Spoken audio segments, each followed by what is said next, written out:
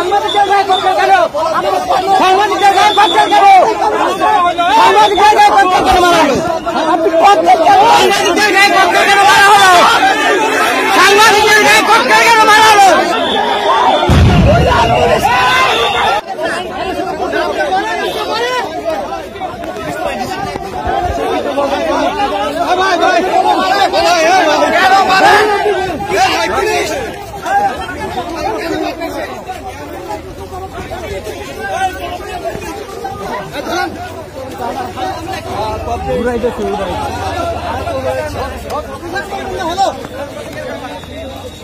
কেন মারছে সাংবাদিকের গায়ে?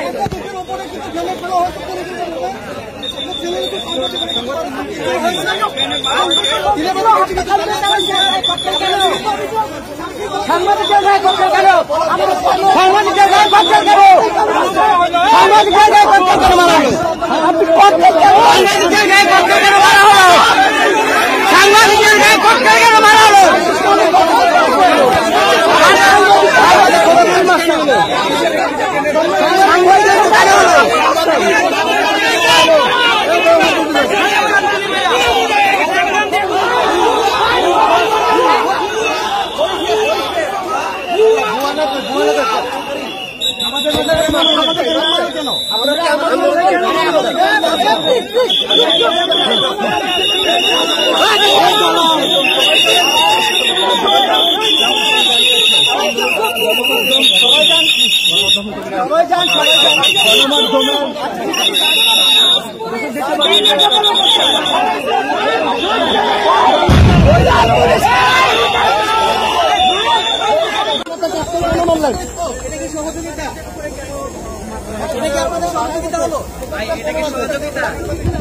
এটা কেন করলেন আপনারা বলেন? আমি নির্যাতনের আছে কচ্ছর পুলিশ মারে, আমার মাথায় কচ্ছর বসে।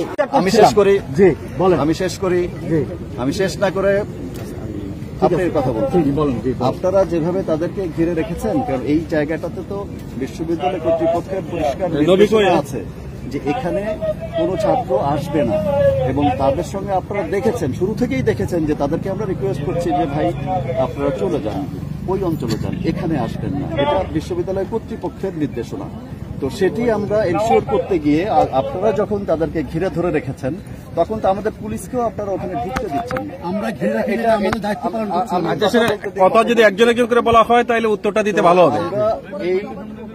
আমরা আশা করব আপনাদের কাছে যে আইন শৃঙ্খলা রক্ষার কাজে সকলকে সহযোগিতা করা। আমরা সাংবাদিক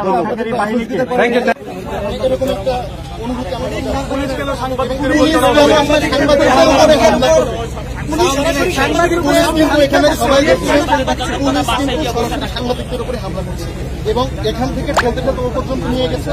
নিয়ে যাওয়ার পরে যে একবার সাংবাদিকদের মাঝখানে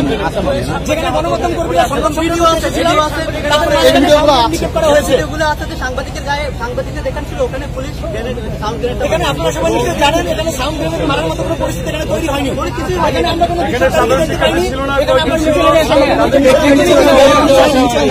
আমরা